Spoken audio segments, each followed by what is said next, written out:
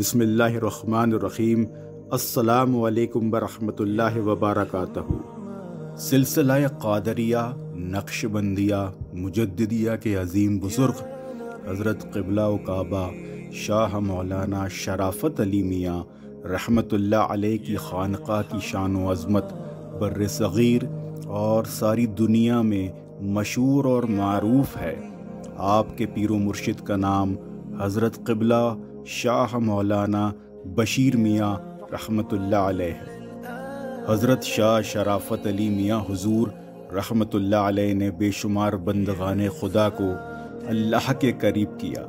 آپ کی خانقاہ میں نماز، فاتحہ، ذکر اللہ کی کثرت کا دلکش نظارہ دیکھنے کو ملتا ہے۔ آپ کے آستانے پر ہمہ وقت لنگر کا اہتمام رہتا ہے، جہاں بے شمار مخلوق خدا، چاہے وہ امیر ہو یا غریب، سب ایک ساتھ لنگر کھاتے ہیں۔ حضرت شاہ شرافت علی میاں رحمۃ اللہ علیہ نے اپنے وصال سے قبل اپنے جانشین اور خلیفہ آقا و مولا قبلہ و کعبہ حضرت پیر و مرشد شاہ محمد ثقلین میاں حضور رحمۃ اللہ علیہ کو خلافت عطا فرمائی۔ حضرت شاہ ثقلین میاں حضور کے پاکیزہ کردار اور شفقت سے متاثر ہو کر بے شمار لوگ آپ سے مرید ہوئے، اور آپ رحمۃ اللہ علیہ نے ذکر اللہ کی کثرت سے ان کے قلب کو منور کیا۔ آپ نے کئی ضرورت مند بچیوں کی شادیاں بھی کروائیں اور خدمت خلق کا پیغام سارے عالم کو دیا۔ اتراکھنڈ اور اس کے علاوہ کئی ایسے جنگلات جہاں جانا بے حد خوفناک ہے، وہاں پر بھی آپ تشریف لے جاتے اور اللہ کے بندوں کی رہنمائی اور انہیں حق کا راستہ دکھاتے۔ آپ کی اس محنت اور شفقت کی مثال کہیں دیکھنے کو نہیں ملتی ہے۔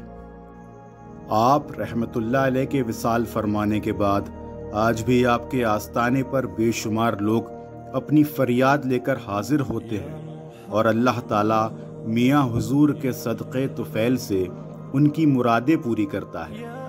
آپ کا مزار مبارک مرجع خلائق ہے، جہاں سے لوگ آپ کے فیضان سے مالا مال ہو رہے ہیں۔ آپ کے شہزادے اور جانشین و خلیفہ آقا و مولا حضرت غازی میاں حضور مدظ اللہ العلی اپنے والد شاہ ثقلین میاں حضور کی طرح خدمت خلق کا کام انجام دے رہے ہیں۔ حضرت پیر و مرشد شاہ محمد ثقلین میاں حضور رحمۃ اللہ علیہ اپنی مشہور اور معروف کتاب شرافت الاولیاء میں حضرت شاہ شرافت علی میاں رحمۃ اللہ علیہ کی کرامات کا ایک واقعہ ارشاد فرماتے ہیں۔ ایک شخص نہایت بدکار شرابی آپ کی تعریف سن کر آستانہ عالیہ پر حاضر ہوا۔ جیسے ہی اس نے چوکھٹ کے اندر قدم رکھا، اس کے دل میں مرید ہونے کا خیال آیا اور اپنے جرم و گناہ پر ندامت اور پشیمانی کی کیفیت پیدا ہوئی۔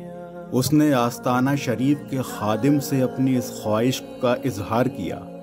خادم نے اس شخص کو آپ رحمۃ اللہ علیہ کی خدمت میں پیش کر دیا۔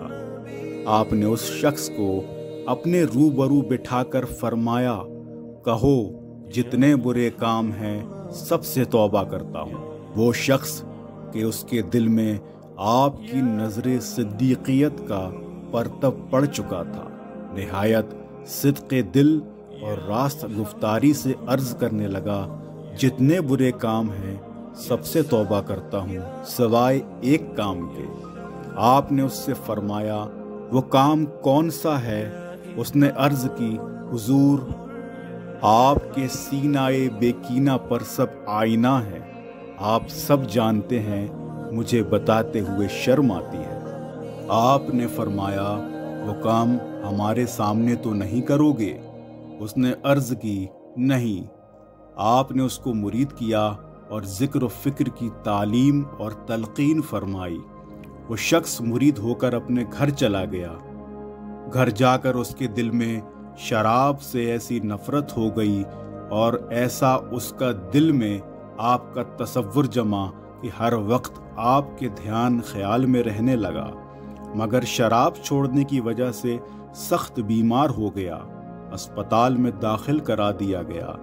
ڈاکٹروں نے کہا اگر تم ایک دم شراب پینا چھوڑ دو گے تو تمہارا بچنا مشکل ہے، مگر وہ شخص توبہ کر چکا تھا۔